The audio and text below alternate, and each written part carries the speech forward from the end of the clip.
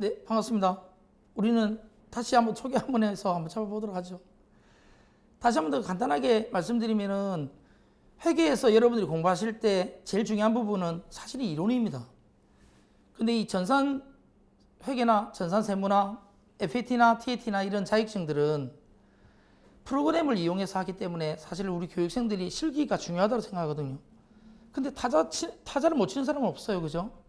근데 입력을 하는 과정, 그 다음에 조회하는 과정, 수정하는 과정, 이런 내용들은 아무 데나 입력하는 것이 아니고 수정하는 것이 아니고 그 다음에 조회하는 것이 아닙니다. 그래서 기본적인 원리 원칙을 가지고 있기 때문에 여러분들이 기본적인 회계 지식이나 세무 지식의 이론을 가지고 공부를 하셔야 고득점, 만점을 받을 수 있다는 거죠. 그래서 보통은 커트라인이 70점입니다. 70점인데 저는 목표가 만점입니다. 물론 만점을 못 받는다고 해서 자격증이 떨어지는 게 아닙니다. 최소 70점만 넘으면 70점 이상이면 자격증을 취득한다고 하죠.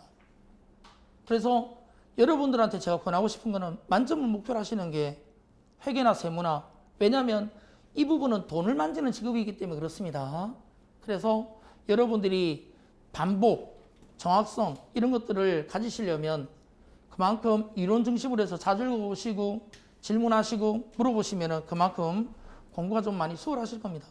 그래서 간단하게 이론 내용을 들어가기 전에 프린트를 바로 들어가기 전에 여러분한테 간단하게 한번 물어볼 테니까 알고 계시는 내용을 여러분들이 그대로 생각하시는 대로 여러분이 답변하시면 좋겠습니다.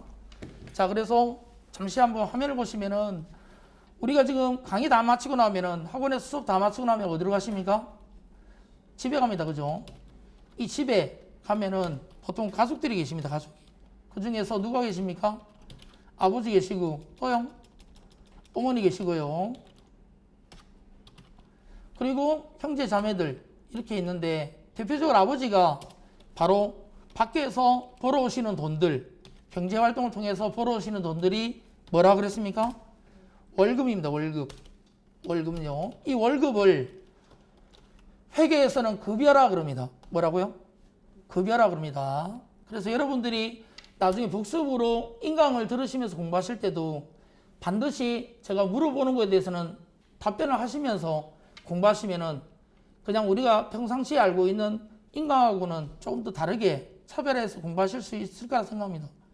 그래서 아버지가 예를 들어서 벌어오시는 돈이 500만 원이라 가정할게요. 얼마요? 많이 받으면 좋다, 그죠? 그러나 그 능력에 맞게 또 급여를 주기 때문에 500만 원을 벌어온다 가정하고 그 돈 500만 원을 받으면 누구에게 그 돈을 줍니까? 어머니에게 그 돈을 줍니다. 생활비로 쓰시라고요. 자, 그랬을 때 어머니가 그 돈 500만 원을 받으시고 그 돈 가지고 뭐 하십니까? 한 달 동안에 1개월 동안에 뭐 하십니까? 생활비로 쓰시죠.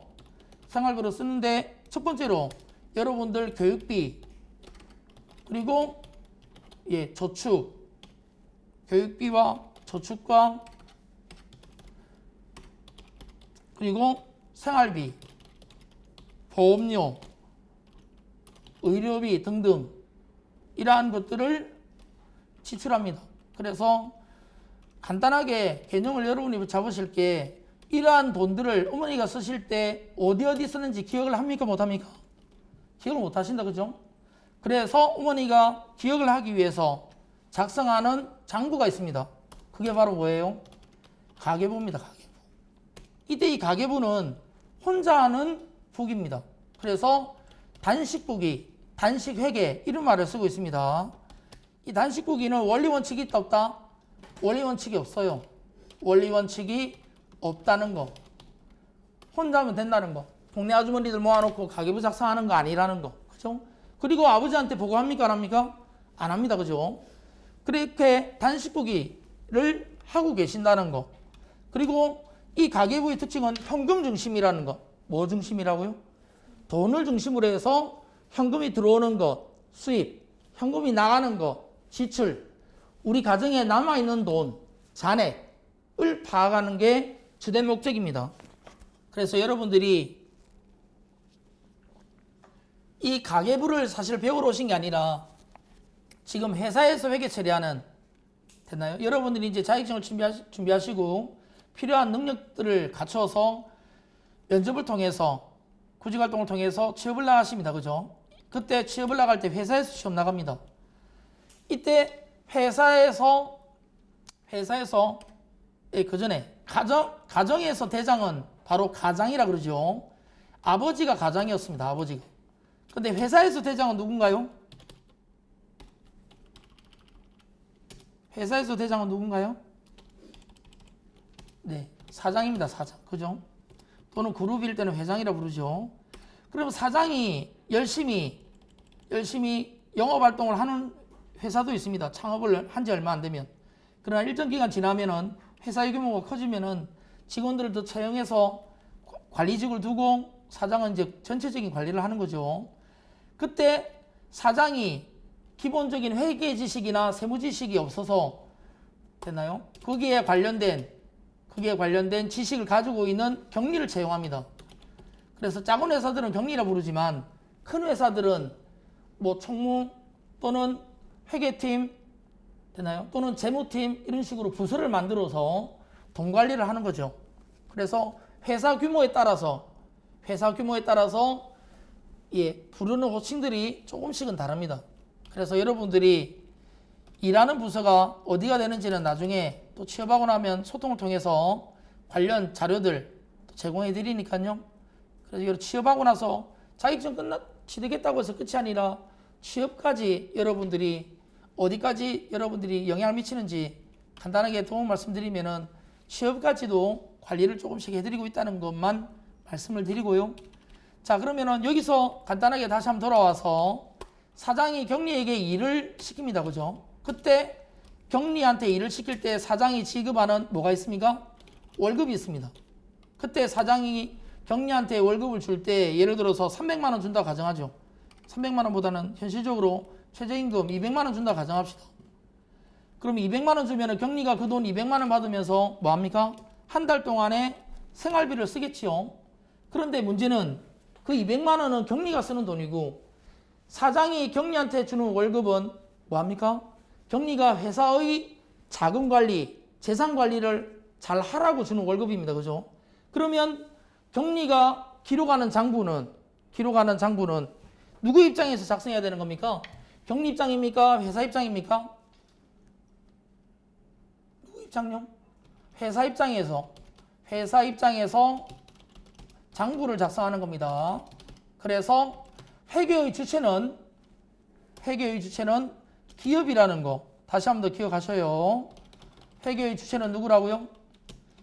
회사, 기업이 회계의 주체라는 거 여러분들이 확인해 두시고, 자, 그때 장부를 작성할 때 이때 장부를 기록할 때 장부 기록을 할 때 무슨 말이 나오냐면은 부기라는 말이 나옵니다. 부기. 장부 기록의 줄임말 부기가 바로 옛날에 특성화 고등학교부터 해가지고 조금씩 배웠던, 그리고 이게 대학에서는 회계라 그러죠.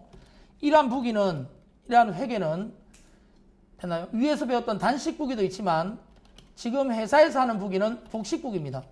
무슨 부기라고요? 복식부기요. 이걸 여러분들이 배우러 오신 거예요. 이때 복식부기는 원리원칙이 있다 없다? 원리원칙이 있습니다. 그래서 원리원칙을 가지고 여러분들이 배우신다는 거, 공부를 한다는 거 확인해 두시고요. 이때 원리원칙은 기본적으로 두 가지로 보시면 됩니다. 요거는 간단하게 시험에서는 나오진 않지만 기본적인 개념만 알고 계시면 됩니다. 상장 회사들은 KIFRS 국제회계 기준에 의해서 회계처리를 하고, 그 다음에 비상장 회사들은 일반 기업회계 기준에 의해서 회계처리를 합니다. 그래서 여러분들이 지금 배우시는 전산회계 1급이나 FAT 1급이나 전산세무나 TAT 이런 자격증들은 전부 다 일반 기업회계 기준입니다. 비상장 회사라는 거죠. 그러나 나중에 어느 정도 레벨이 올라가서 재경관리사를 공부하시게 되면은 그때는 국제회계 기준에 의해서 출제를 합니다. 그래서 우리나라 지금 자격증 중에 국제회계 기준으로 출제하는 것이 두 개가 있습니다. 재경관리사하고 그 다음에 전산회계 운용사 시험하고요. 그래서 그 시험 두 개를 뺀 나머지는 일반 기업회계 기준에 의해서 출제하고 있다는 것만, 특징이라는 것만 알아두시고, 자, 여기서 이제 원리 원칙이 있다는 거. 그러면 이제 앞으로 여러분들이 공부하시는 게 원리 원칙에 의해서 공부를 해야 된다는 거죠. 그래서 그 원리 원칙들을 하나하나 가지고 정리를 한번 해보도록 하겠습니다. 됐나요?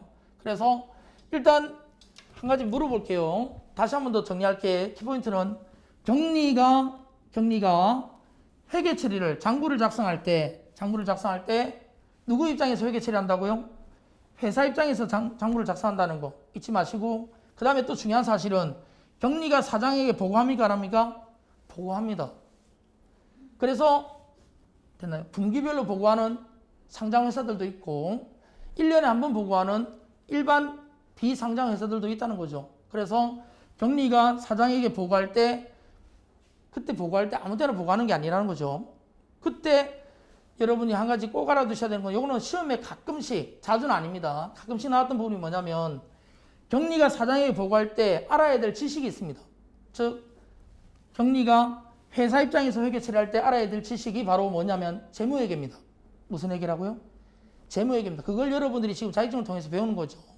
그 다음에 두 번째로 회사가 자금을 관리하면서 돈이 필요하면 은행에 대출도 받겠죠. 또는 거래처에 돈을 빌려주는 경우도 생기고 빌리는 경우도 생깁니다. 그죠? 그런 차익관계, 대여관계, 그 다음에 은행을 통해서는 대출관계, 이러한 빚들도 생긴다는 거. 그리고 중요한 거는 회사가 1년 동안에 사업을 해서 벌었다면은 거기에 대한 세금을 냅니다.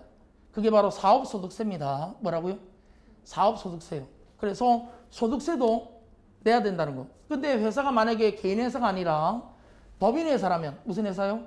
법인회사라면은 이때는 법인세를 내야 됩니다. 무슨 세라고요? 법인세요. 그래서 그런 내용들은 여러분들 자격증 급수에 따라서 배운다는 거 확인해 두시고, 그 다음에 마지막으로 경리가 사장에게 보고하면서 또 중간에 세금과 관련된 부분, 아까 말씀드렸던 소득세, 법인세, 그 다음에 재화, 용역이라는, 되나요? 물건들이나 또는 유체물, 무체물, 그런 재화나 용역에 대해서 부가가치세 10%를 우리나라는 또 매기고 있습니다. 그래서 부가가치세 10%를 배우는 그런 부가가치세법을 또 배우죠. 그래서 시험은 부가가치세 10%가 들어가는, 부가가치세가 들어가는 부가세법이 여러분들 출제 범위에 들어가고 있습니다. 일부가. 그래서 여러분들이 배우는 세무회계, 세금과 관련된 회계 처리 능력, 그 다음에 제조업일 때는 공장을 끼고, 되나요? 공장을 끼고 있는 회사들이 제조업이기 때문에 제조 활동에서 쓴 돈들, 즉 제품을 만들기 위해서 쓴 돈들, 그러한 제품을 만들기 위해서 쓴 돈들에 대한 계산하는, 얼마를 이 제품을 만들 때 얼마 썼는지 그 제조 원가를 계산하는 것이 바로 원가 회계입니다. 무슨 회계요? 원가 회계예요. 그래서 이러한 세 과목을 여러분이 배운다는 거 확인해 두시면서, 가정에서 하는 단식 회계는 그냥 여러분들이 알고 있는 내용들을 말씀드린 거고, 우리가 본격적으로 배우는 내용은 회사에서 하는 회계라는 거, 그게 바로 복식부기라는 거. 그리고 이 복식부기는 원리 원칙이 있다는 거, 그 중에서도 우리가 배우는 게 일반 기업회계 기준이라는 거. 됐나요? 그거 여러분들이 확인해 두시면서 본격적으로 말씀드렸던 내용 확인 한번 들어가면서 프린트에 있는 내용으로 한번 접근해서 잡아보도록 하겠습니다.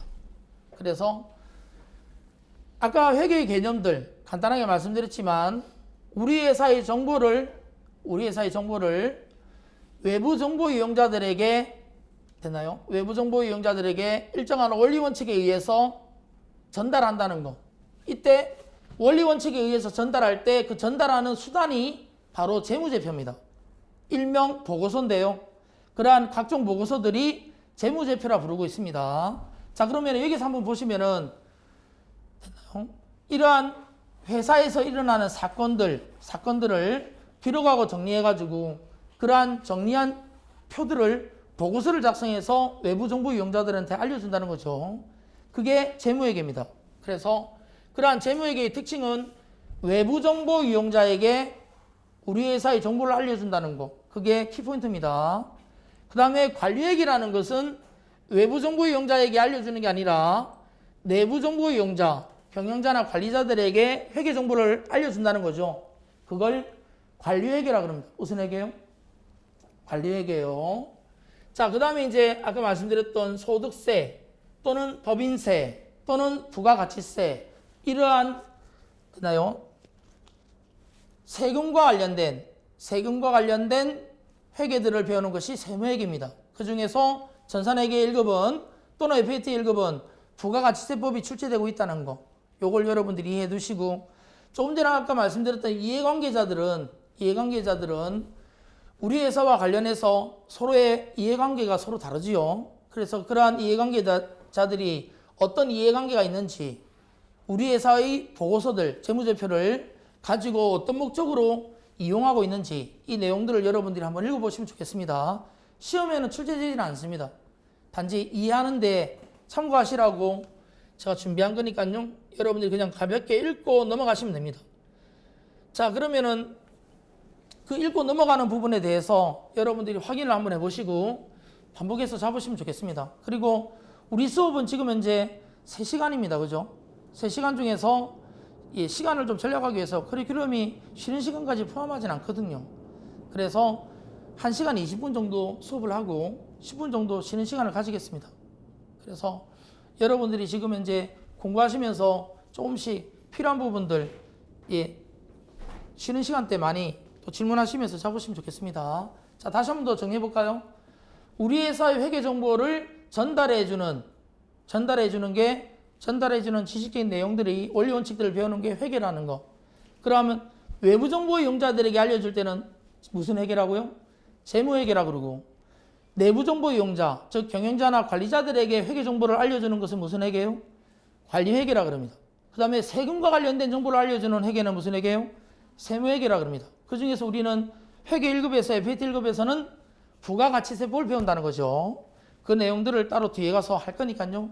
그 개념들만 알아두시면 좋겠습니다. 그 다음에 이러한 정보들을 알려줄 때 그 알려주는 수단이 바로 보고서라는 거. 뭐라고요? 보고서를 작성하는 겁니다. 그때 이 보고서는 12월 31일 결산일에 작성한다 그래서 일명 결산보고서라 그럽니다. 무슨 보고서라고요? 결산보고서. 근데 시험에서는 결산보고서라 하지 않고 재무제표라 그럽니다. 무슨 표라고요? 재무제표요. 그래서 우리 회사의 회계 정보들을 비상장 회사들은 일반 기업의 기준을 기본으로 해서 전달하고, 그 다음에 상장 회사들은 국제회계 기준에 의해서 전달한다는 거죠. 그걸 여러분들이 확인해 두시면서, 자, 요거 한번 보실까요? 필기보다는 저하고 소통 좀 같이 하겠습니다. 왜냐하면 중요한 것들은 여러분이 전달하면서 바로 외우시는 게 좋습니다. 그리고 필기 부분이 이미 다 되어 있습니다. 노트에. 그래서 중요한 거는 뭐가 중요한지 알고 가시고, 그 다음에 이 시간에 설명 듣고 이해하시는 것도 좋지만은 바로 외워서 여러분들로 만들어서 가시는 게 더 중요합니다. 그렇게 연습하셔야 짧은 시간 안에 여러분들이 시간 활용을 잘해서 많은 자격증을 가질 수가 있거든요. 뭐 듣고 나서 또 뒤에 가서 반복하고 좋은 방법이지만 더 좋은 방법은 들으면서 여러분들이 바로 외우시면은 집중력도 좋아지고 암기력도 좋아집니다. 그래서 꼭 이 시간에, 그리고 부족한 부분들은 동영상을 통해서 한번 더 들으시면 돼요. 그러나 동영상으로 듣는 것보다도 더 중요한 게 온라인보다는 오프라인이 사실 더 중요합니다. 여러분들이 지금 당장 이 순간의 시간을 잘 활용하시는 게 중요한 거거든요. 그래서 지금부터 다시 한번 더 요 내용을 확인하시고, 오늘 이제 키포인트는 배우는 내용이 바로 재무제표입니다. 오늘 배워가시는 게 무슨 표라고요? 재무제표입니다. 이 재무제표의 개념이 뭐였습니까? 보고서였다는 거. 됐나요? 그래서 외부 정보 이용자들에게 알려주는 보고서는 재무회계를 알아야 되는 거고, 그 다음에 원가 관리회계처럼 원가의 원가에 대한 정보들을 아는 부분들은 무슨 회계요? 관리회계를 배우는 겁니다. 그죠? 근데 우리는 이제 원가 관리회계라 그래서 원가 회계를 따로 배울 겁니다. 그래서 그 다음에 이제 부가가치세법에서 배우는 부가세를 여러분이 공부하신다는 거 확인해 두시면서, 자, 이 보고서를 여러분들이 확인하시면서 요 내용은 시험에서 출제하고 있습니다. 재무제표의 종류 5가지. 자주 출제되는 문제는 아니지만 그래도 출제 범위에 들어가기 때문에 그에 대한 성격, 성격, 특징들, 그 다음에 안에 들어가는 구성 요소들, 그런 내용들은 여러분들이 앞으로 이제 계속적으로 배울 겁니다. 그래서 한번 보실까요? 재무제표의 종류, 밑에 보시면은 5가지가 있습니다. 그죠? 첫 번째, 한 번 더 외워보겠습니다. 고개 들고 한번 보실까요? 갑니다. 예, 쓰는 거는 다 프린트에 있기 때문에 지금 이 시간에 많이 여러분들이 들으시면서 외우시면서 한번 정리해 보도록 할게요. 갑니다. 네. 먼저 첫 번째로 재무상태표입니다. 무슨 표라고요? 재무상태표입니다. 이 재무상태표라는 건 뭐냐면 일정 시점의 재무상태를 나타내는 보고서입니다. 여기서 말하는 재무상태라는 것은 우리 회사가 가지고 있는 재산, 그리고 그 안에 있는 빚, 부채지요. 채무라 그럽니다. 그죠? 그럼 빚, 부채가 얼마 있는지, 그리고 순수한 내돈, 순수한 내거가 얼마가 있는지, 이런 것들을 나타내는 보고서가 재무상태표입니다. 그리고 실무에서는 옛날 버전으로, 옛날에는 재무상태표를 대차대조표라 불렀어요. 그래서 아직도 실무에 가면은 대차대조표라는 말을 쓰고 있는 회사들이 많습니다. 그래서 같은 말이라는 거 알아두시고, 그 다음에 일정 기간 동안에, 뭐라고요? 일정 기간 중요합니다. 일정 기간 동안에, 되나요? 기업의 영업 활동을 통해서, 경영 활동을 통해서, 됐나요? 영업 성적을 나타내는, 경영 성과를 나타내는 보고서를 손익계산서라 그럽니다. 무슨 계산서라고요? 손익계산서라 그럽니다. 그래서 1번의 정답은 무슨 표요? 재무상태표. 2번, 일정 기간의 경영 성과를 나타내는 표는, 보고서는 뭐라고요? 손익계산서라 그럽니다. 그래서 이 2가지가, 되나요? 복식보기에서, 우리 시험에서 가장 많이 나오는 표입니다. 그리고 나중에 신고 들어갈 때도 가장 중요한 표이기도 합니다. 그래서 요런 1번과 2번 이 2가지가 별표시해 두시고요. 얘네들을 작성하기 위해서 우리가 앞으로 프로그램의 내용들을 배운다는 거 꼭 봐두시면서, 그 다음에 3번째로 들어갈게요. 일정 기간의 현금 흐름이죠. 현금이 들어오고 나가는 겁니다. 현금 흐름을 나타내는 보고서를 현금 흐름표라 그럽니다. 그럼 이게 무슨 말이냐? 영업활동을 통해서 현금이 들어오고 나가는 거, 재무활동을 통해서 현금이 들어오고 나가는 거, 그리고 투자활동을 통해서 현금이 들어오고 나가는 거, 이러한 것들을 나타내는 보고서를 뭐라고요? 현금 흐름표라 그럽니다. 3번 정답은 현금 흐름표라 그럽니다. 여기 위에 종류 5개 중에서 이 부분이죠. 찌란 글씨로 되어 있는 부분은 시험에서 중요하다는 표시입니다. 따라서 현금 흐름표는 전산회계 1급에서 중요한 게 아니라 회의관리 1급이나 재경관리사에 가면은 현금 흐름표를 수기로 작성하는 문제들이 알아야지 풀 수 있는 문제들이 있어요.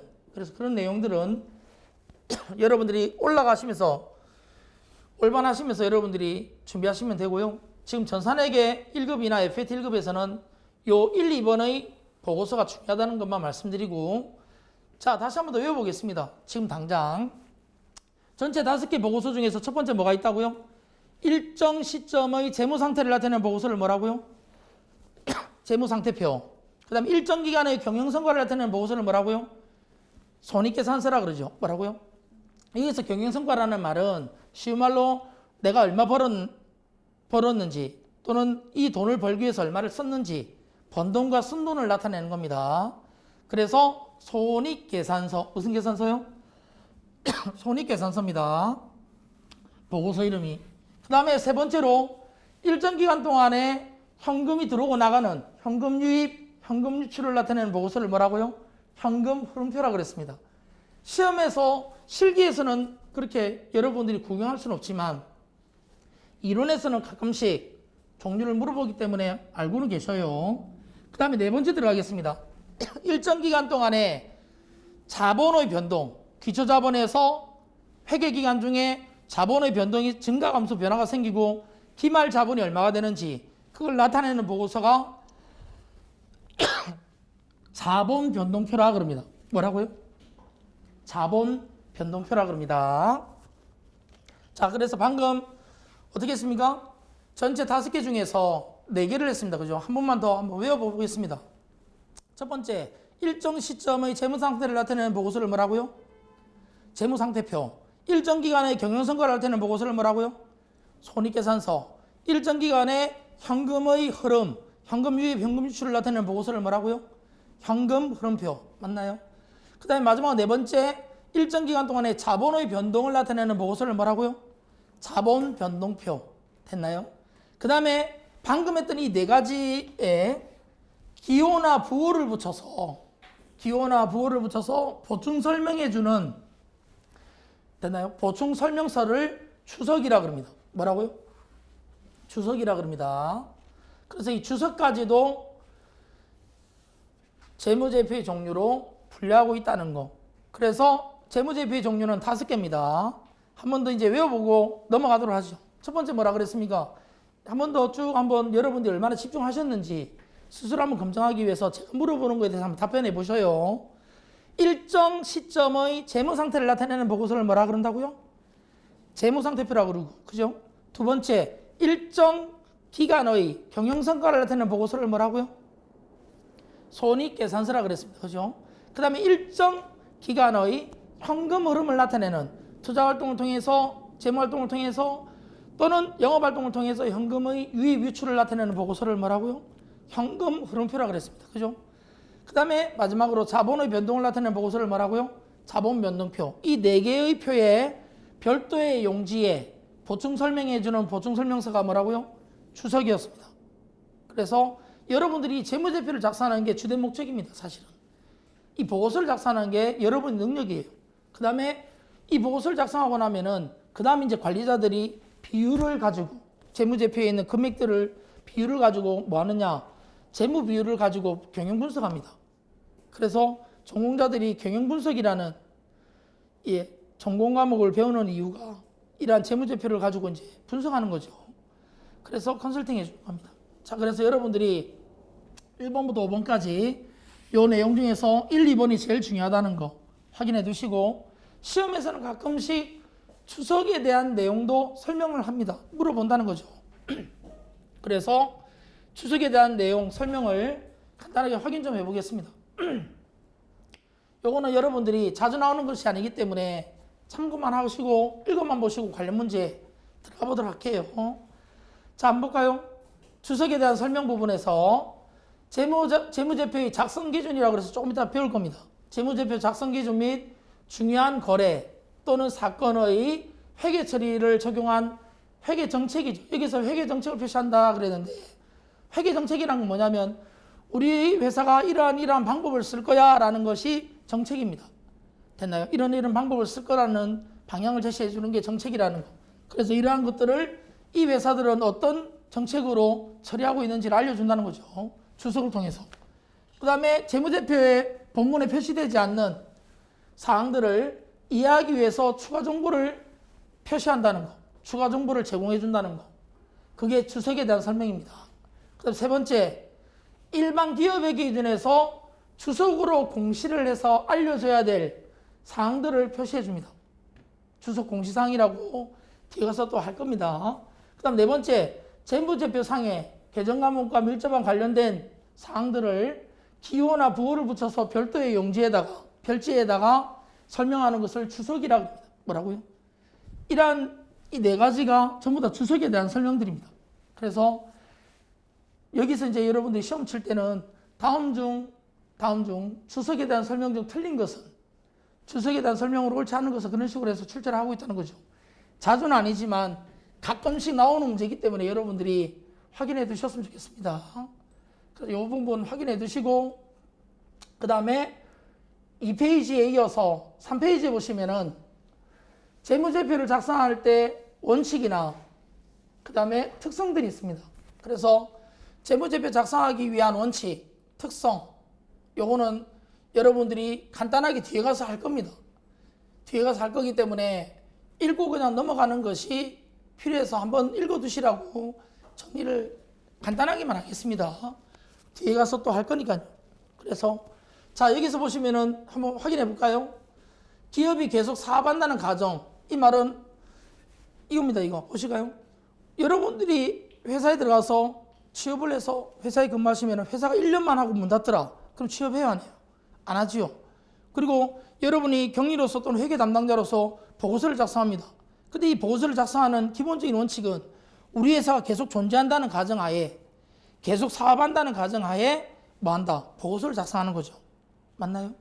그래서 이러한 보고서들은 작성할 때 계속 기업의 원칙이라 그럽니다. 이걸 뭐라고요? 계속 기업의 가정이란 말은 계속 기업의 원칙입니다.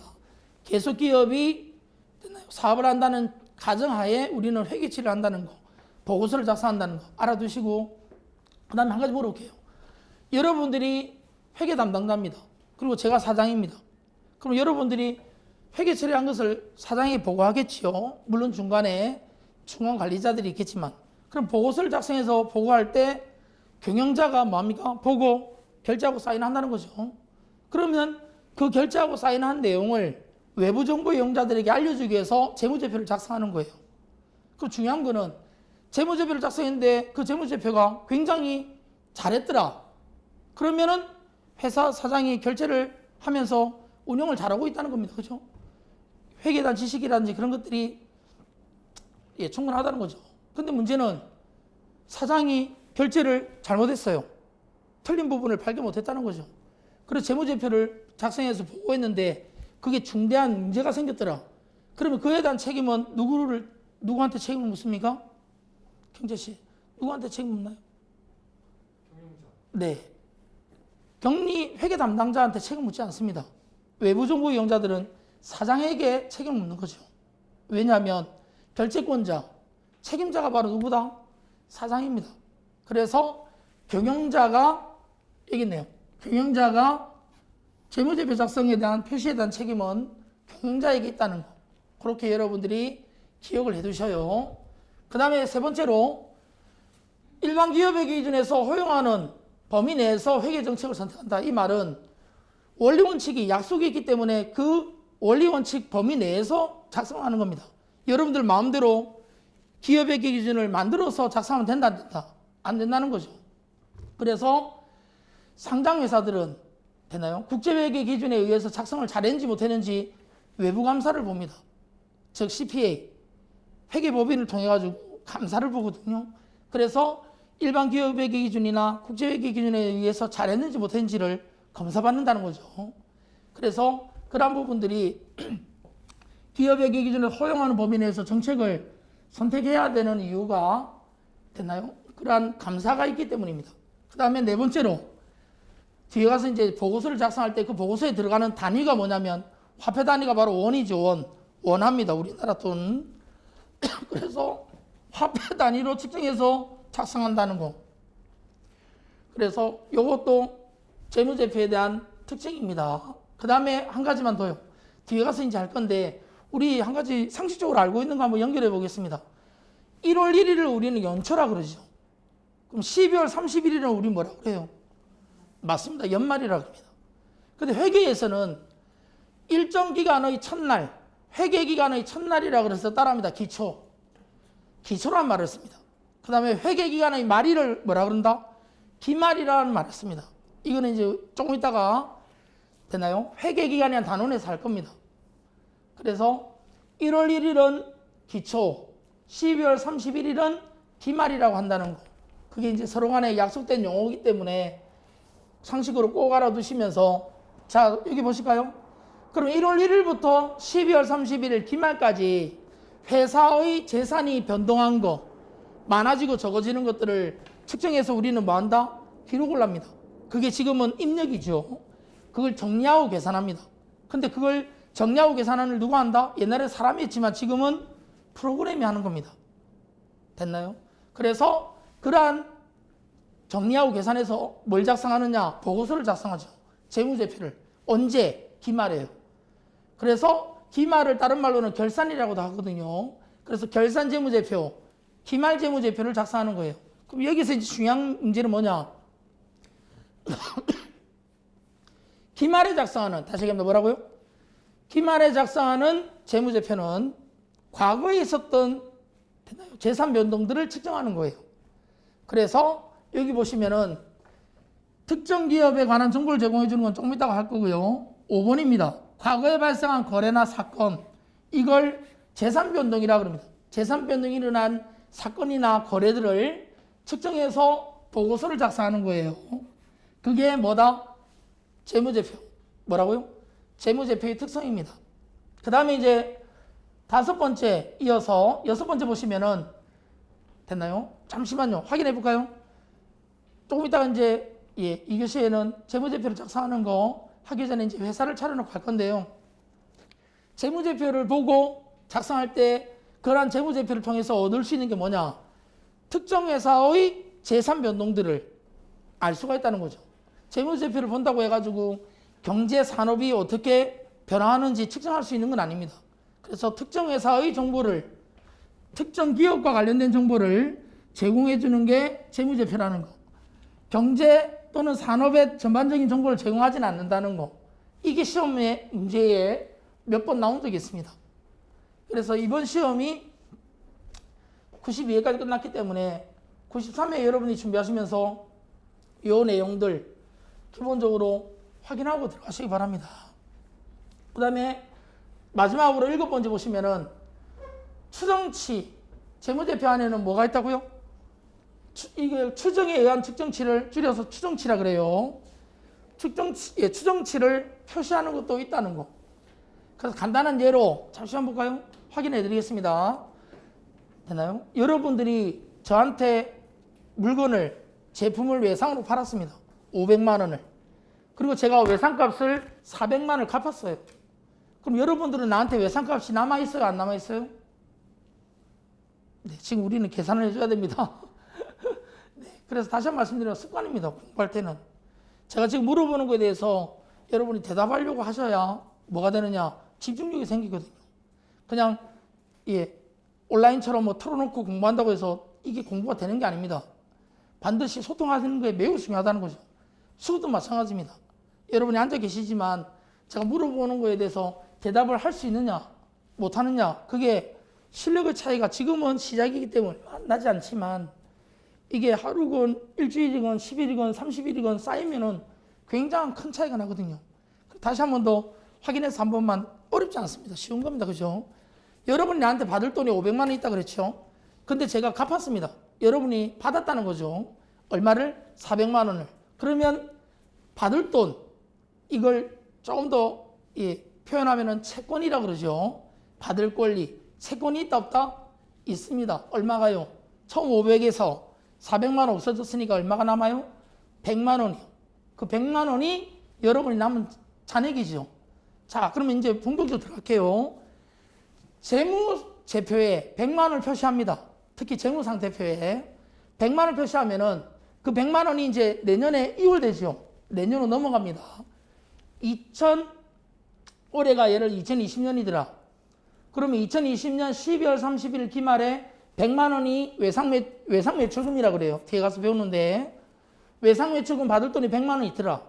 그러면 이 돈이 내년으로 넘어갔을 때 내년에 가서 100만 원 다 받을 수 있다는 것이 정확해요? 불확실해요? 불확실합니다. 왜? 지금 경기가 안 좋으니까 회사가 파산, 쫄딱 망할 수도 있다는 거죠. 그러면은 100만 원을 못 받을 수 있다는 겁니다. 맞나요? 그래서 그렇게 못 받는 비율을 뒤에 가서 배우지만 대손율이라고 합니다. 그래서 우리 회사는 대손율에 의해서 못 받을 수 있는 게 2%입니다 라고 정관에 표시를 하면은 재무상태표에 외상매출금 100만 원 밑에, 외상매출금 100만 원 밑에 못 받을 수 있는 금액이 되나요? 2%. 100만 원에 대한 2%면 얼마죠? 공동이 빼면 2만 원입니다. 그죠? 100만 원에 2%면 2만 원입니다. 그죠? 2만 원을 표시를 하는 겁니다. 그럼 100만 원에서 2만 원 빼면 얼마가 나와요? 98만 원이 나오죠. 그 98만 원이 순수하게 받을 수 있습니다 라고 알려주는 겁니다. 그럼 다시 말하면 외상매출금 100만 원 밑에 못 받을 수 있는 금액을 추정해서 표시해 줘야 된다는 거죠. 됐나요? 그래서 그러한 추정한 금액 2만 원을 뭐라 부르냐면 뒤에 가서 배웁니다. 대손충당금이라고 합니다. 그래서 그러한 대손충당금이란 차감 계정을 표시해서 알려주면은 됐나요? 100만 원에서 2만 원 뺀 나머지 98만 원이 회수 가능해. 순장부 금액이라고 해서 판단해서 외부 정보 이용자들에게 알려주는 겁니다. 그래서 재무제표 안에는 추정치도 있다는 거. 뭐도 있다고요? 추정치도 있습니다. 됐나요? 그래서 여러분들이 이 추정치를 확인하시면서 그 밑에 관련된 문제 1번부터 해가지고 몇 번까지 있습니까? 1번부터 4번까지인가요? 맞습니까? 11번까지입니까? 네. 1번부터 11번까지 객관식 문제. 여러분들이 방금 설명드린 것에 대해서 얼마나 여러분이 집중해서 이해를 하셨는지 점검하기 위해서 한번 풀어보시죠. 시간은 한 10분 정도 드리겠습니다. 그리고 한 가지만 더요. 그리고 뒤에 보시면은 재무제표 관련, 뒤에 보시면은 뭐가요? 재무제표 관련 그 옆쪽에 보시면 있습니다. 그죠? 숙제 문제가 있습니다. 이 숙제 문제는 집에서 풀어보시면 됩니다. 지금 시간을 드릴 테니까 10분 동안에 잠시 풀어보시죠.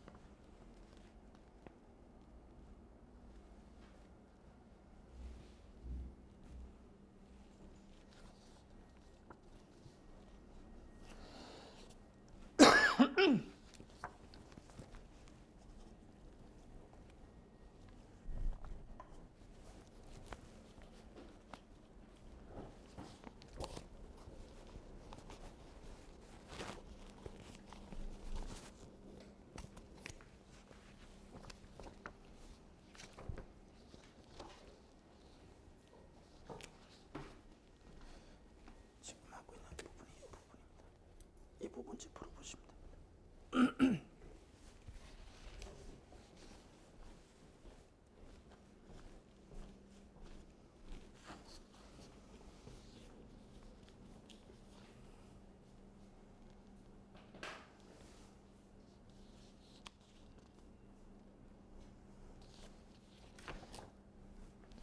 자, 풀어보시고 나서 2교시에 회계 기간부터 해서 설명 들어가도록 하겠습니다.